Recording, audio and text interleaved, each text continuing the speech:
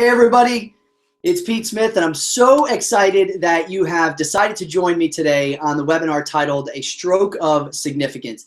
You know, as I think about the number of speaking engagements that I have during the year and throughout the year, and the number of webinars that I provide throughout the year, I think that what I'm going to share with you today is probably some of my most meaningful content that I deliver. And the reason for that is really very simple. I can't think of anything more relevant or meaningful than helping someone figure out how to not just be successful, but also how to incorporate significance into their lives, right? So this is all about success and significance. Now, with that being said, I want to make a distinction here. This is not going to be an either-or decision. This is not an either-or discussion. You know, what I mean by that is it's not that we have to choose either we're going to be successful and that's it, or we're going to choose significance. You know, I do think that we have the ability to really do both, and that's what I'm going to share with you today. Now, clearly, I'm a little bit biased because I think that if, in fact, we're able to pursue significance, then we have a good chance of having success come along with that. And I think many of you know this to be true. You know, I think we can all identify people in our lives that we would categorize and they would categorize as being really successful, but not necessarily significant. So we're going to talk about how do we include both of those elements today. Now, on this webinar, I'm going to jump over to the screen here in a minute so you see the slides. Now, the good news for you is that means you don't have to look at me for the next 60 minutes. Now, some of you are like, well, thank God, right? Because that's going to be a really long time if you have to sit and look at this the whole time. So I will gladly shift over to the slides here in a minute. But you'll notice, and as some of you are chiming in now, you're in the chat section, and I love it. And what I'm going to ask of you is to continue putting in your thoughts, your comments, your ideas as I go through some of these things. After all, the content that I'm going to deliver really is about you. And so I'd rather get your thoughts and your ideas on some of the things that I'm talking about. And I'm also going to ask you some specific questions. And I'm going to ask you to type in your answers at the same time. So here we go. I hope you're set. I'm excited. I've been looking forward to this all day. Let's jump over to the screens here and get started. Ralph Waldo Emerson said this: "We are always getting ready to live, but never living." I love that quote. I find that it is as true today as it was in the 1800s when he first said it. Now, it's certainly true for me. I'll be first to admit that. And, you know, I don't know about you, but definitely for me, I have caught myself on numerous occasions saying things like, you know, if I just had more time or if I just had more money, then I would be able to do such and such. And it seemed that money and time just continued to be these big obstacles when I thought about the things that I really wanted to do. You know, it was like I was waiting for this magical moment when someone was just going to show up at my door and be like, hey, I heard you could use a few extra grand, or you could use a few extra hours, or whatever the case may be, right? And it was this idea that if I were just able to have more money, if I were just able to have more time, then I could start doing what it is that I really wanted to do. Then my life would be perfect. Then I could start living. Maybe some of you can relate to that. And this is exactly what Emerson was talking about. We're always talking about what things will be like in the future without recognizing that the only time we're ever guaranteed is the present. Now, I get that as individuals, we'd like an idea of where we're headed, right? I mean, that's the whole idea of goal setting, to help steer us in a direction of where we'd like to end up. I also get that as a leader, you need a vision. I get that, right? You want people to buy into you and what you see for the future. And it's great to provide that hope for people. But here's the thing. On both an individual level and as someone who is a leader, I can't think of anything that will influence the outcomes of tomorrow more than the choices that we make today. And so, in my opinion, if we are going to truly understand what it means to live, if we're going to be effective leaders, then it is the present that requires more of our energy, more of our focus, more of our time. Now, admittedly, I had always known this, right, from a conceptual perspective, and I suppose that you have heard similar things, that we were meant to live in the present, right? I mean, this isn't the first time you're hearing someone say that. It certainly wasn't the first time that I had heard someone say, it's really important that we live in the present. But I'll tell you, it became very real to me on May 6, 2010, which, of course, as many of you know, that was the day that I suffered a stroke. Now, most of you on today's call have heard my story about the stroke, right? You know that I temporarily lost my speech. You know that I was temporarily paralyzed on the right side of my body. But you also know, if you've heard me talk about it, that wasn't the worst part about it. The worst part about that entire experience, the most terrifying part, was when I heard my body begin to shut down. And what made that so terrifying was that there was nothing I could do to stop it. Now, since my stroke, I've certainly read the blogs and the articles about how we're supposed to embrace death, right? Let me tell you, embracing death was the furthest thing from my mind in that instant. I don't know who writes these things, but that certainly wasn't the case for me. I was freaking panicked, right? I was resisting. I was fighting. Well, fighting as much as someone who couldn't speak and couldn't move could fight, So I guess it was more of an internal fight than anything. Now, I'm not a dramatic person, right? But I will tell you that it was the first time and the only time in my life when I truly thought that I was about to die. And it was in that moment when I thought, you know what, I have about 60 seconds left to live. And within that short time frame, amidst the chaos in my mind, I also just had a moment of absolute clarity about everything that was most important. So this webinar and this content is as much about those 60 seconds as it is about my entire stroke experience. In the moments when I thought this was it, I immediately thought of my now wife, Whitney. And I remember thinking, God, she's going to come downstairs, she's going to turn the corner, and she's going to see me dead on my dining room floor. What is the impact that this is going to have on her? How do you move on from that? I thought about my parents. I wondered how they were going to handle the news about hearing how one of their children died that morning. Now, I wasn't a parent at the time. I didn't have kids, but I'll tell you, now that I have kids, I can't imagine anything more terrifying than receiving news that something awful has happened to one of them. So I thought about them. I also thought about my brothers and sisters, right? As many of you guys know, I'm from a huge family, and I wondered which one of them is going to have to be responsible for telling the others about what happened this morning, and what's the impact going to be on that person. I also thought about my own life. I wondered whether I had really embraced everything that life had to offer. I wondered if I held back at all. And I wondered if I truly lived. What was amazing about that is so often, we can BS our way through lives. And I'll say this, I can BS my way through life. And I know some people on here, I know you well, and you can do the same thing. But in that moment, I had nowhere to hide. I was completely exposed and vulnerable, and it was just a smack in your face. Did you live? Yes or no? Did you live? Right? And it just struck me. Did I live?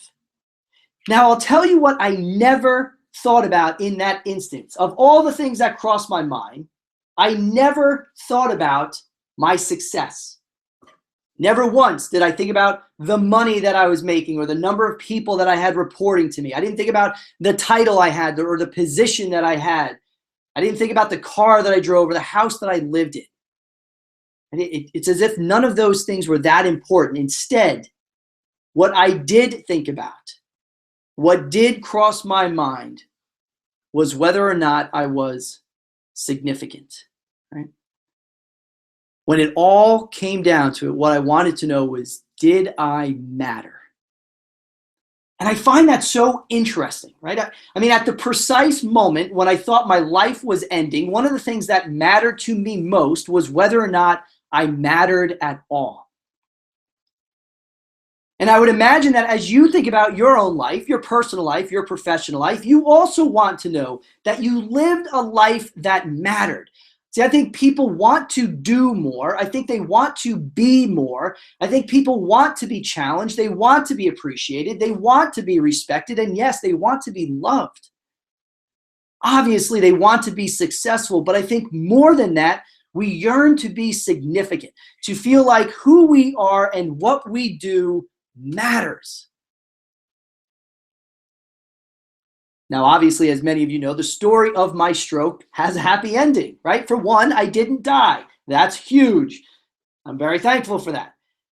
Physically, I made a 100% recovery, right? Although I tell people sometimes I made a 99.5% recovery. I like to give myself a little bit of a buffer, primarily in those events that my wife reminds me that she has asked me to do something. I need something to blame it on, right? So I'm like, oh, did you say that? I had the stroke, a short-term memory, whatever, right? But between you and I, right, don't tell her, but between you and I made 100% recovery.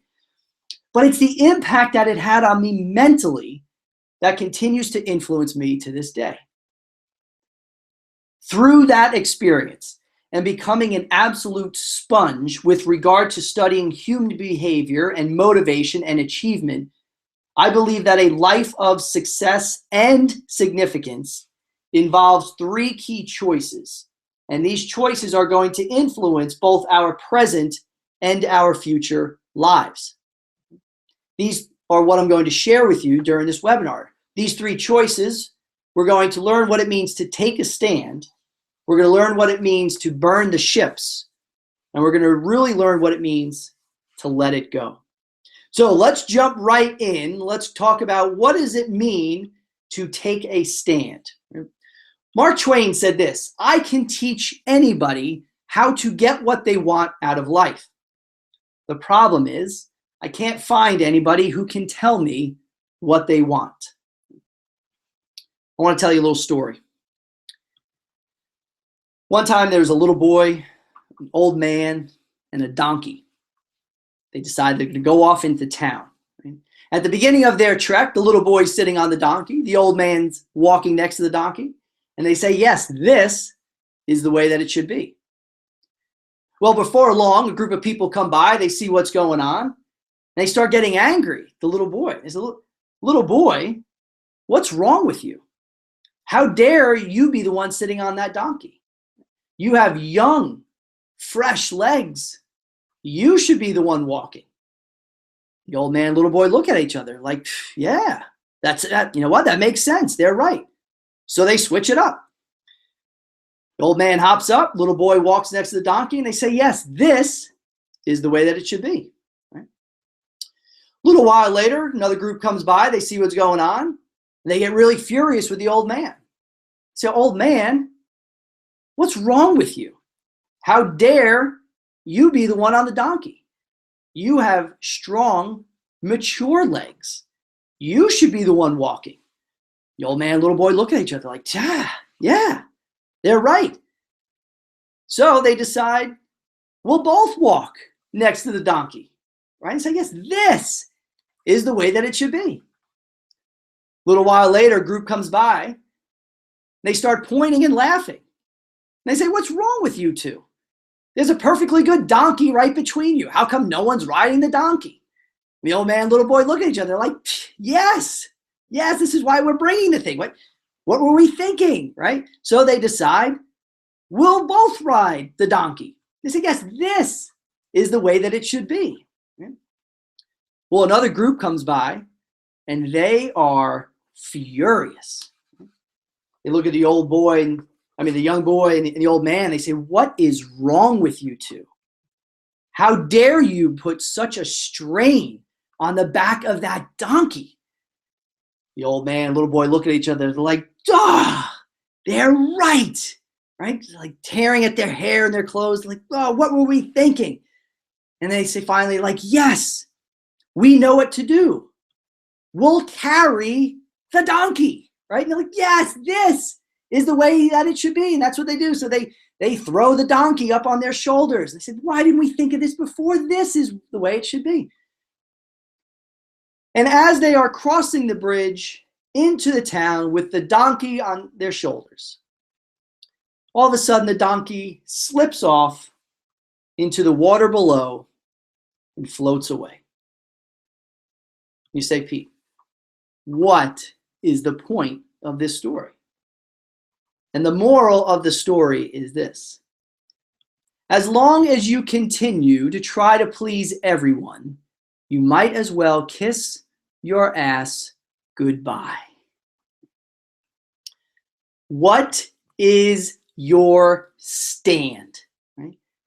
We need to stop trying to determine who we are and what we want based on what others keep telling us. We need to stop being so wishy-washy and take a stand.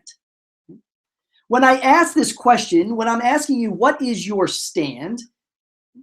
What I'm looking for is the one or two words that capture the essence of what you believe your life is about. Maybe it's about humanity. Maybe you stand for integrity. Maybe you stand for justice. Right? Maybe you stand for generosity. Maybe you stand for impact, like I do. This is what drives you. Right? This is what drives you. It's what gives your life meaning and purpose.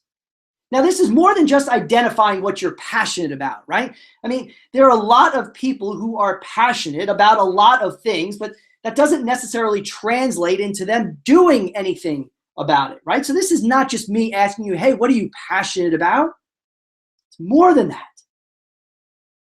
Your stand is not simply what you think about, it's what you act upon. Your stand is not limited to just your personal life or just your professional life. Right? Here's what I mean. As a matter of fact, I'm trying to get people to do away with being one person at home and another person at work. Right? That is exhausting. It's this idea that we're two halves, right?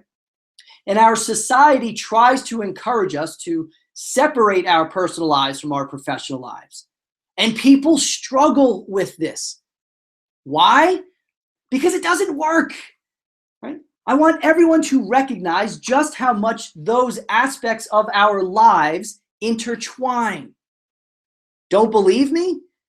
Ask yourself if you've ever started work in a bad mood because of something that happened at home in the morning. I know plenty of people who have entered work in a bad mood because of something that happened in the morning. Maybe traffic was awful on your way into work. Maybe, I don't know, maybe you have little kids, and let's say they are a 3-year-old and a 1.5-year-old, right? And somehow you're trying to figure out how it is that you're waking up an hour earlier than you used to, only to arrive an hour later than you used to, right? Maybe, I'm not saying it's true for everyone, but I'm just saying maybe that would add a little frustration in your life. Maybe you would carry that frustration with you to work. Or maybe you've gone home to celebrate something positive that happened to you at work, right? Of course, maybe you had a bad day at work and then your evening looks something more like this, right? Certainly, that has been known on occasion to happen. Not pointing fingers anywhere, but that has happened, right? So my point is that we are constantly intertwining our personal and our professional lives. So in a sense, we kind of look more like this, right? We are one person involved in many different facets of life. So this isn't about separating these two entities. I think we need to do a better job of joining the two. We're one person. We just experience many different facets of life.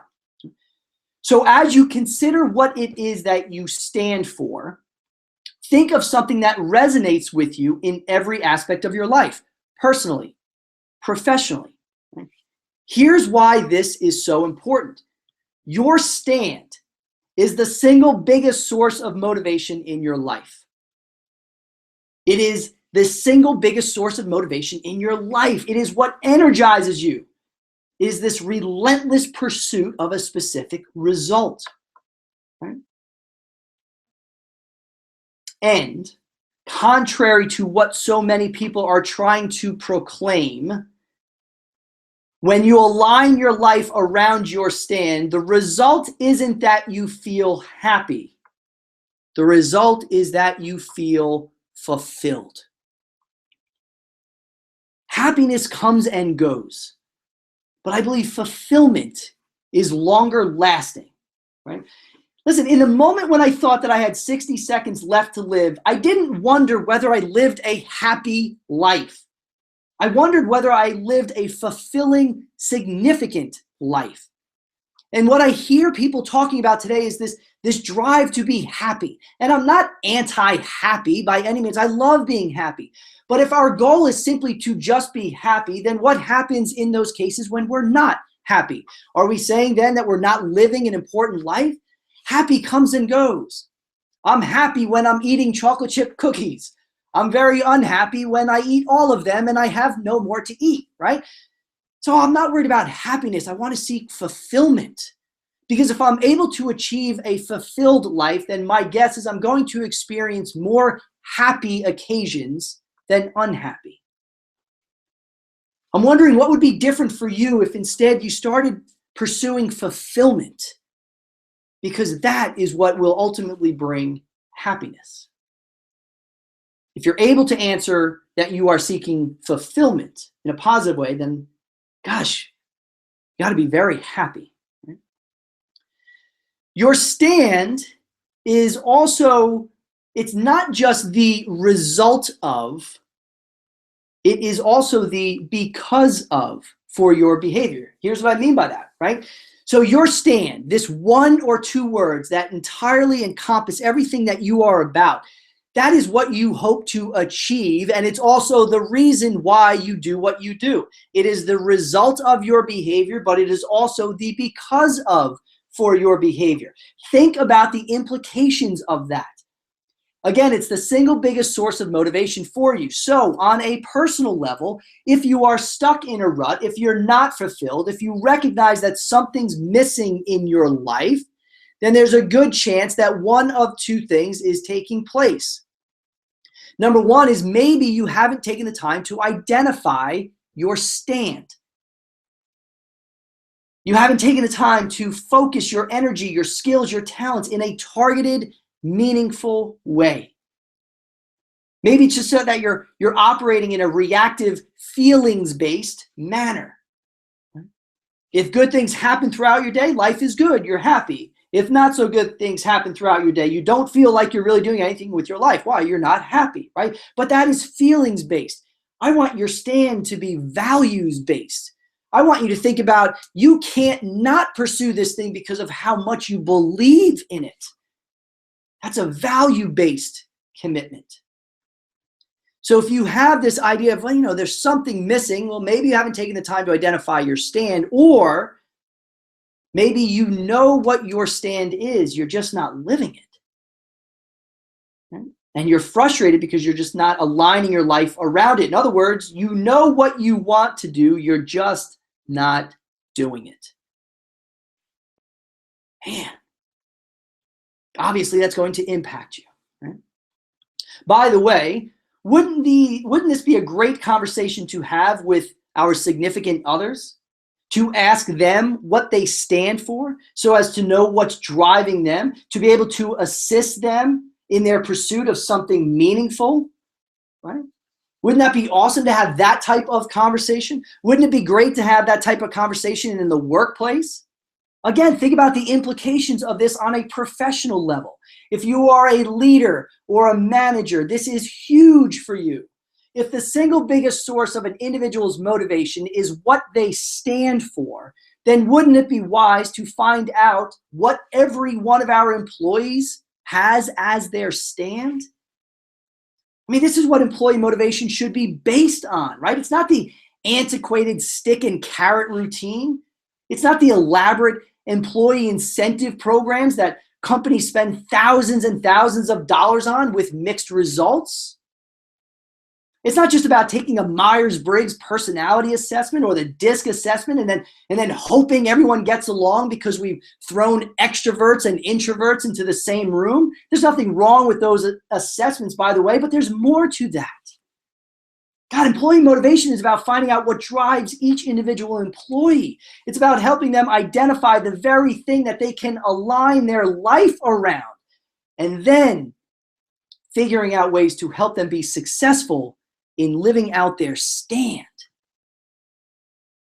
Does it take a conscious effort on the part of the leader to have those discussions with employees? Absolutely. Is it beneficial? More than you can possibly imagine.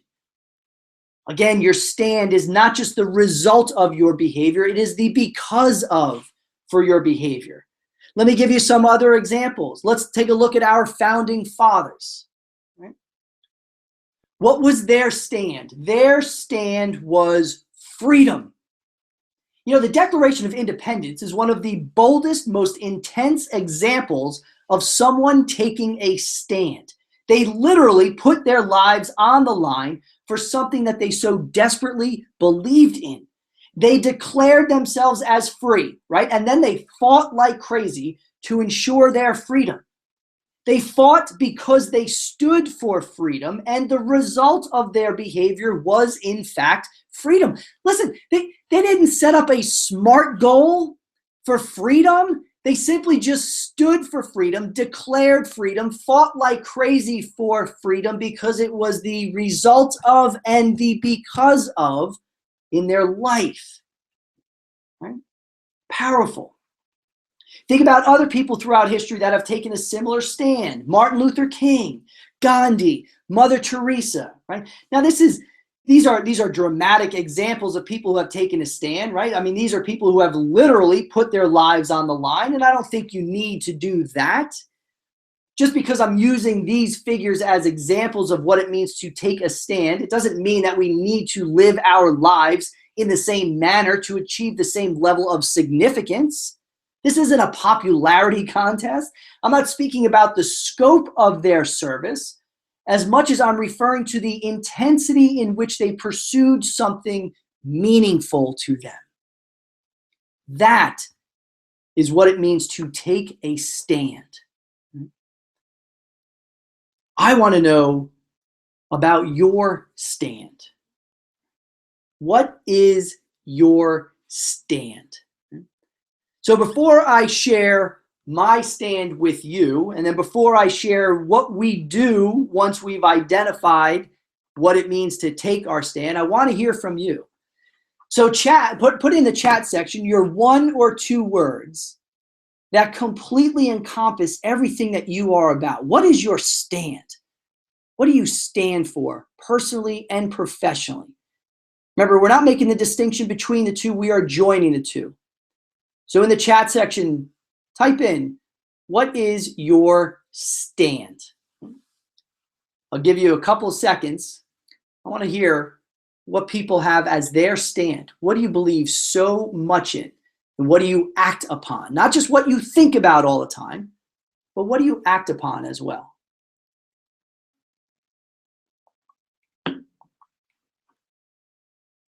All right, what do we got here? Waiting for your stands.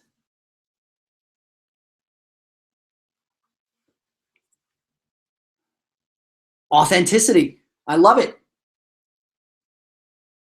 Now, some of you might be hesitant because you haven't really thought about what you stand for yet, right? Progress. I love that. Authenticity, progress. Now, notice that these are words that are relevant both personally and professionally, right? Balance and authenticity. Thank you, Kelly. Right? I stand for balance. I stand for authenticity. Nice. Here again, we can utilize those things in every aspect of our life. Minimize indecision. All right, Tisha, I love that. To minimize indecision. Maybe that means that your stand is to become more decisive. John says loyalty and forgiveness. Equality was faith, right? Equality, integrity, impact. Thank you, Myron. I love that. Constant change and evolution. Dave, I love that honesty. I'm not really sure anymore, right? This is perfect. Sean says leaving a legacy. Awesome. Passion, integrity, loyalty from Terry. Thank you for that, right? I mean, this is what your life is about, making a difference. Thank you, Julie. So what do we do with this?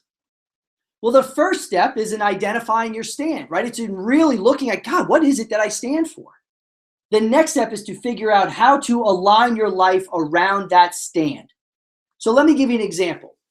My stand is impact, right? That's my stand. And by standing for impact, I mean, that word just means something to me, right? It just resonates with me. So by standing for impact in my personal life, I'm challenged to figure out how I can be a better dad. I'm challenged to figure out how I can be a better husband, right? I'm driven by figuring out how can I make a more positive impact in the life of my kids, in the life of my wife, in the life of our family. I'm driven by impact with the result that hopefully I make that positive impact. By standing for impact in my professional life, right? Which, by the way, let me jump back to personal life. By standing for impact personally, as it relates to my kids, as it relates to my wife, it also influences how I choose to spend my time. And so for many of you that know me well, you know that I try to align my workday in such a way where I'm done by 4:30 every day. Right? Why? So I can go pick up my boys from school. That's important to me. Right? Professionally, by standing for impact, I'm challenged to connect with others in a more meaningful way, to develop programs that will change the lives of my clients. So what does that mean? It means I'm very picky in choosing the people that I work with. I'm diligent in the creation of my products and my services. Now, there's nothing wrong with making money, but my thought is I will make money if I'm able to make a difference in the lives of those that I serve. So notice that by standing for impact, it drives my behavior personally, it drives my behavior professionally, with ultimately, I want that goal to be, you know what, I made a positive impact. How does your stand influence your personal and your professional lives? I mean, think about what you put. How does harmony influence you personally? How does harmony influence you professionally? What does it mean to have a stand of loyalty professionally, of loyalty personally, right? Now, notice that some people have the same stands, but they will interpret it differently. Loyalty for some on a professional level may mean that they never talk negatively about the company that they're working with. That's great. Loyalty for other people professionally may mean that they don't want to ever leave the job that hired them. That's their take on it. So we need to identify your stand, but you also need to figure out how that is going to influence. That is what should be driving your decision about how you live and connect your lives personally and professionally. So why is this important? It's important because unless we take a stand, we risk being swayed to pursue only those things that produce short-term gains.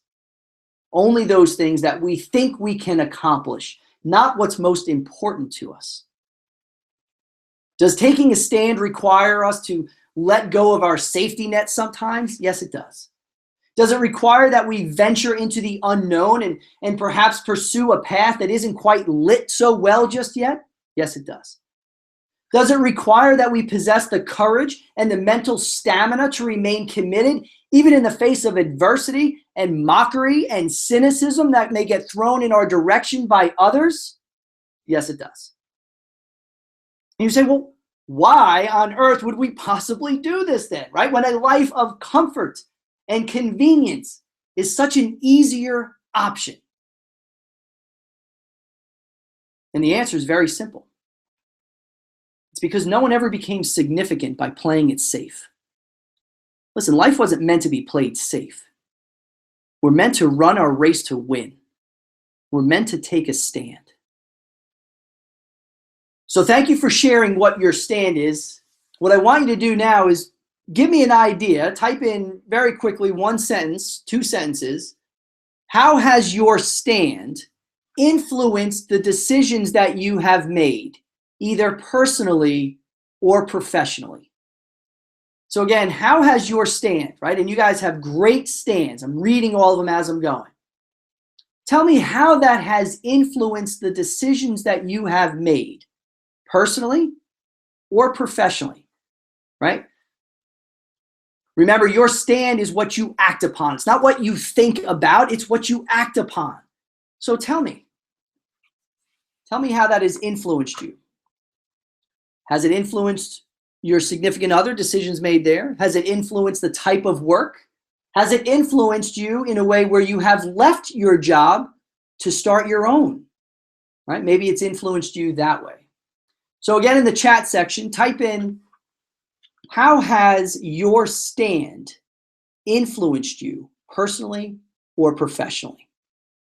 And I'm only going to take a couple and then move on.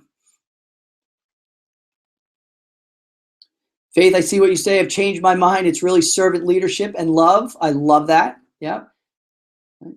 Jess says her stand has helped her really listen to others. Nice. I love it. Right. Moving forward, I'm going back to school. Cassie, I love that. And you're going to be great at it. Right.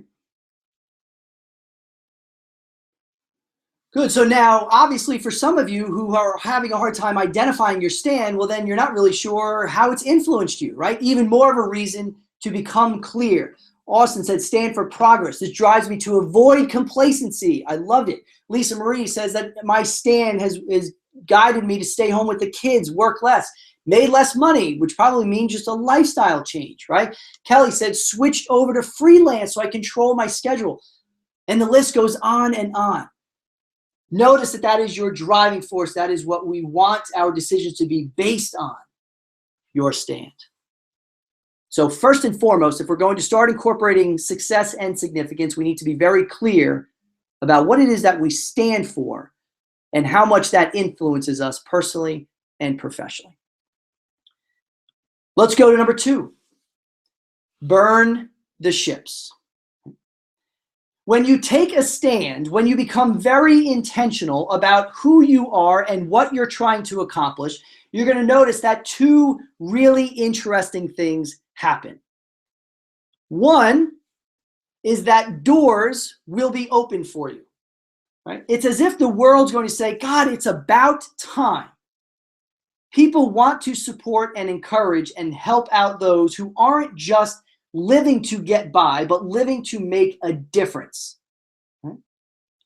When you start sharing and living your stand, it's amazing how many people will come into your life to help you to be able to achieve what you want to achieve. It's really fascinating.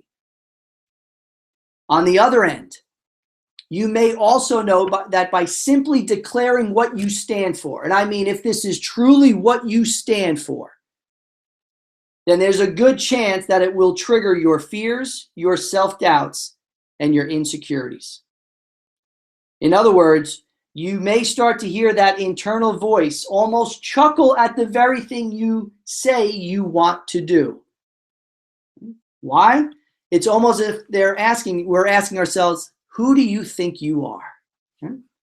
Who are you to think that you can do X? Who are you to think that you can be someone of inspiration? Who are you to think that you can be someone of loyalty, right? It's this internal voice.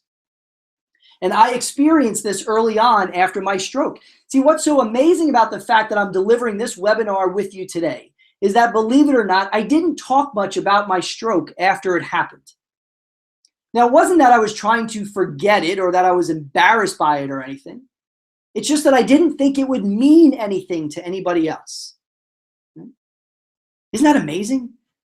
I mean, here I had arguably one of the most significant events in my life, and I hesitated to share it with anyone because I didn't think that they would care. It wasn't until I really became intentional about my stand, right? To really live according to what it would mean to make an impact in people's lives, to really live my life in a way where I try to create that impact in every aspect, did I start to share more and more about my stroke. And when I did, and when I shared with others what I'm sharing with you today, it's as if I started connecting with people in a completely different way. And you might experience something similar as you think about your own stand. Maybe by the simple act of declaring what your stand is, you immediately felt timid in actually saying it or living it out. Why? Because sometimes we have these thoughts of what others might think that creep into our heads. Stories of our past may tell you that, what you want to achieve today, it's not possible. Maybe you immediately called yourself a hypocrite for how far you have strayed from the very things you say you want to do and what you're actually doing. Let me give you some other examples of how this looks in our everyday life. Think about how you might make excuses about why you're not doing something, or the way that you rationalize why something isn't the way that you want it to be. Perhaps you get fixated on blaming other people or on less than ideal circumstances in your life. Maybe you're trying to convince yourself that, hey, things are okay, that there's no reason to do anything drastic. I mean, you're comfortable, right? Maybe you're a perfectionist. Maybe you're just waiting for everything to be in order before you make a move. And for my perfectionist friends, notice that I intentionally have the E, which should be next to the rationalize, out of sorts. Because there's a good chance that for my perfectionist friends, that is driving you crazy. Listen, there's more to being a perfectionist. Right? We're going to talk a little bit about that in a second. But I want you to recognize that there's nothing wrong, right, with everything I just mentioned. There's nothing wrong with defensive mechanisms. It's our internal mechanism. We design these things to protect us. It's completely normal. We all have them. But my encouragement to you is not to deny that you have these things or to suppress these thoughts, but rather move beyond them. It's about time you start thinking bigger about who you are and what you offer the world. It's time to burn the ships. The phrase burn the ships comes from a historic conquest. I think it was back in the 1500s when there was a Spanish conquistador named Cortez, and he lands in Mexico on the shores of the Yucatan. He has one objective. He's going to seize the great treasures that were known to be there, the treasures that were being hoarded by the Aztecs, right? So he takes this army, arrives at the shores of Mexico. The men unload the ships. They're standing on the shores. And what's the first order that they hear? Burn the ships. Burn the ships. I mean, imagine that. If you are part of that infantry, all of a sudden you turn around and you see the very ships that brought you there, the very ones that you believed would be taking you home, burning in the water, burning at sea. Now, I don't know about you, but I would have some pretty choice words for Cortez at that time. I'd be like, are you out of your mind, right? And this is me saying that politely. I would have probably more animated words, but I'd be like, are you crazy? But notice what Cortez did. Listen, he had a single objective: win the battle. And what he did was he looked at all of the potential obstacles that could get in the way from impeding on his progress. And we would look at the ships and say, well, no, that's probably a pretty good idea to have the ships. Instead, what he did, he said in his mind, that could also pose as a safety net for my men. In other words, that is where they would retreat to. What are your ships that need to be burned in your life? You've declared your stand. You have an idea of what you'd like to achieve, yet there are barriers in your path that are ever so slightly holding you back from achieving what you want to achieve. And here is the crazy part about our ships. The crazy part is that in many cases, this anchor or this ship actually appears to be a good thing. Let me give you another example. When I started my business back in 2011, I figured I would give myself about 90 days to figure it out. At the end of 90 days, I had absolutely 0 clients. And when you have 0 clients, you make 0 money. And I knew at that time that I had a decision to make. Right? The business was not going like I had thought it would go. By the way, I had also found out that my wife was pregnant with our first child right at that time. And so I was torn between maybe now's not the right time to start my business, and maybe the responsible thing would be to go back and get a job, and I can always try to start my own business later on, right? And because that would be the responsible thing to do here. But what I recognized that my ship was my resume. See, I believe that I had a pretty good resume, and that if I were able to send that off to some companies that were hiring positions that I was qualified for, well, at least I would be able to get an interview. I may not be able to get the job, but I thought my chances were good. And so that was my moment of decision, right? That was the decision point. My ship was my resume. And so what I ended up doing was burning my ship. I deleted my resume. To this day, I do not have a resume, and that was almost 4 years ago. I'm not saying that was an easy decision. That is also a decision that other people would make and say, wow, that was pretty foolish. Maybe. But let me be clear. This is, by burning the ships, this is not an invitation to be reckless or selfish, right? I don't want people to be like, hey, my ship is my wife and kids, and completely abandon them because you want to go play video games for a living, right? This is not what I'm encouraging you to do. And definitely don't tell them that I told you to do that, because that's not what I'm saying. You know what your ships are. You know what's holding you back. This is your fallback plan, your safety net. Very simply, what I'm wondering is this: if you're already working plan B, is it possible that you were never fully committed to plan A? Maybe if you revisited plan A and you burned your ships, maybe it would force you to tap into your abilities, your skills, your knowledge, your experiences, your network in ways that you haven't been challenged to do so before. So after you have identified your stand and gained a lot of clarity on that, the next step for you is to burn your ship. So here again, I want to hear from you. What's your ship? Mine was my resume. For entrepreneurs that are joining us, sometimes the ship is your highest paying customer. You know that they are not allowing you to continue to do the things that you want to do because they suck up so much of your time and your energy and your resources, yet you hold on to them. Because you say, well, I need the money, and I'm not saying you don't. But what I'm saying is, what are you missing out on because you're anchored by that? What's your ship? And are you ready to burn your ship?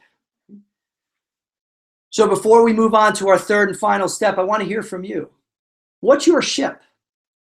What are some of the things that you recognize, God, they might actually be holding me back a little bit? They seem like good ideas, but they might be holding me back. Is it a resume? Is it the job or the title? Is it your highest paying customer? What's your ship? What is anchoring you from moving beyond that? Are you ready and willing to burn it? So I'll give you just a couple of seconds to chime in. A current stable job. Lisa Marie, I love that. Yeah, and that's a big one, right? The current stable job is a huge ship for a lot of people. Consulting job, right? Great ships. What would be different if you burned those ships? Do you believe in yourself enough that you'll know that it will work out? You may not know how, and that's the beauty of it. You'll figure out the how when you're so firmly committed to what it is that you want to do. My encouragement to you, burn the ships. Burn the ships. Number 3, we need to figure out how to let it go. So imagine you have taken your stand. It is influencing you personally. It's influencing you professionally. You know what you want to do. You have burned the ships, as if to say there is nothing that will stop you.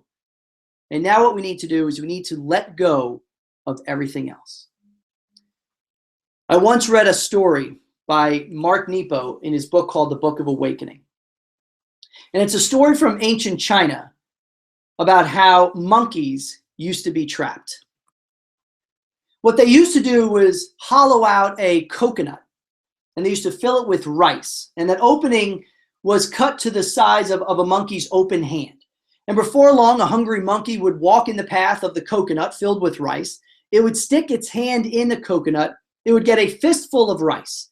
But as it tried to pull its hand back out, it realized it was stuck. The reason why the monkey was stuck is, again, because the hole that was cut out was the size of the monkey's open hand, not wide enough for the closed fist. The monkeys that were caught were the ones who refused to let go of the rice. What I want to know is, what's your rice? What do you have such a grip on that no longer allows you to continue moving forward? What's your rice? Now, notice that this story is about the monkeys who got caught, not just the monkeys who got stuck. And I think that's pretty indicative for many of us, right? See, at times we try something that is a seemingly good idea, and for whatever reason, it turns out not to be. Okay, so we're temporarily stuck. But we let that go and we move on. What I'm talking about here are those times that we hold on to whatever it is that prevents us from moving forward. Because in that sense, we're captured. So what is some of the things that the rice represents in our lives? Well, for some people, maybe it's time to let go of the negativity or the woe is me. Have you ever noticed that negative people are typically angry people? I mean, think about your Eeyores at work, right? You know who Eeyore is, right? The Eeyore is the woe is me donkey from Winnie the Pooh, right? Eeyores drive us crazy. They're hard to reason with. They're hard to communicate with, right? A typical conversation with Eeyore goes something like this. You can say, well, Eeyore, did you hear that we're getting a raise? And Eeyore is going to look at you and be like, oh, that's terrible. And you say, why is that terrible? And Eeyore is going to say, well, that just means I'm going to be in a higher tax bracket, right? And you're like, what? Like that's how you think, right? It's how they think. That's their slanted vision. This is how they think, and it drives us crazy. Eeyores are the ones that we don't want to interact with during the day. Why? Because they're physically, emotionally, mentally, and spiritually draining. Eeyores are the reason why you keep that bottle of scotch in the bottom right-hand drawer of your desk, right? At least you want to. Look, maybe it's time that we let go of the negativity. Yes, maybe we've been wronged in the past. Maybe the work environment you're in isn't great. Maybe you don't agree with some of the changes that are taking place in your life. But what good does it do to harbor that anger? What good does it do to walk around as if you are constantly being done to, as if you are always the victim? God, what would be different for you if today is the day that you simply let it go? What else can the rice represent? Maybe today is the day that we let go of the need to be right. Now, I know some of you, you're going to be like, wow, that's really hard for me because, God, I am right like all the time, right? And listen, I get it. It is very difficult to not be right intentionally when you are right most of the time. But I wonder what would be different if you didn't need to be right? What would be different for you if you didn't need to be perfect? Oh, my perfectionist friends, right? The perfectionist mindset isn't some badge of honor. It's a debilitating, minimizing, paralyzing way of being that often produces excessive stress, excessive anxiety, procrastination. Do I want you to be accurate with things? Sure. You want to be detail-oriented? I love it. But a perfectionist is where you start to become paralyzed. But what would be different for you if instead you let go of the need to be perfect? I wonder what would be different for you if you let go of the need to have the last word, or you let go of the need to criticize others. Maybe today's the day that you decide to let go of always seeking the approval of others. I don't know what it is for you, but I hope you're able to identify your rice and that you willingly let it go. So, what is the rice in your life? Is it stories of the past? Right? Is it your idea of how things should have been that maybe they're just not panning out that way? Maybe you should have had the perfect life. Maybe you should have had the perfect wife. Maybe you should have the perfect kids. Maybe it's time to let that go and start embracing what we do have. So I want to know, what's your rice? What is it that you are still holding on to, which is impeding your ability to live out your stand personally and professionally? Past relationships, thank you. Money, I love the honesty. And insurance is my rice, I love it. Julie, will I be sending out a link for a replay or copies of my slides? Very worthwhile to listen to again. Oh, excellent. Thank you, Julie. Yes, you will get a copy of the replay, but the replay will only be available for 24 hours. So you will get a copy of that. But thank you for that. So it's time to let go of the rice. So think about everything that we just covered today as our time together winds down. How do we start incorporating significance into our lives where we're so focused on being successful? Number one, take a stand. Number two, burn the ships. Number three, let everything else go that no longer allows you to really embrace steps 1 and step 2. But finally, and this is a huge key, the reason why we do all of these things is not for us. You can do step 1, step 2, and step 3 and be very successful, but not significant. The significant piece is when you realize that you take a stand, that you burn your ships, that you let it go to benefit the lives of others. See, bottom line is, it's not about you. It starts with you, but it's not about you. It's about the difference that we make in the lives of others. Well, there you have it. There you have the key components of everything that I have learned by suffering that stroke. And what a blessing it was in my life to have that moment where I thought my life was ending. To be able to provide things in just such a clear manner to me, that I now get to align my life knowing full well about the questions I'm going to ask at the end of my life. Did I live abundantly? Did I lead effectively? Was I able to create a significant impact in the lives of others? So what are your thoughts in these last 2 minutes? Was this helpful? What's your takeaway before we jet out? I'll give you a couple of seconds to answer, and then we'll sign off. John says, you triggered a real one for me, the need to prove to everyone, my father, that I'm successful. Huge one for many people, John. Thank you for sharing that. Right? Ritya says, comparing myself to others. Well, gosh, isn't that common? And notice how often we fall short of those comparisons. I heard one time someone said, hey, don't compare your backstage to someone else's center stage, right? And I thought, God, that's awesome. Don't compare yourself to how everyone else is presenting when you know internally all the things you have going on, right? Cool. Extremely helpful. Lots of thinking I need to do. Thank you. Helpful. I'm going to start burning some ships. I love it. Thank you. Brian, thank you. Offering us today. Awesome.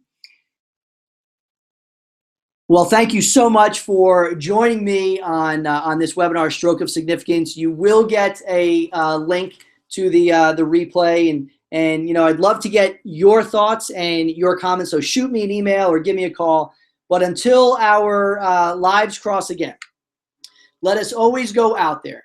Let us make sure that we are just living abundantly, that we are leading others effectively. And really, let's go out and create a significant impact in your life and in the lives of others. Thanks for joining me today. I look forward to talking with you soon. Take care.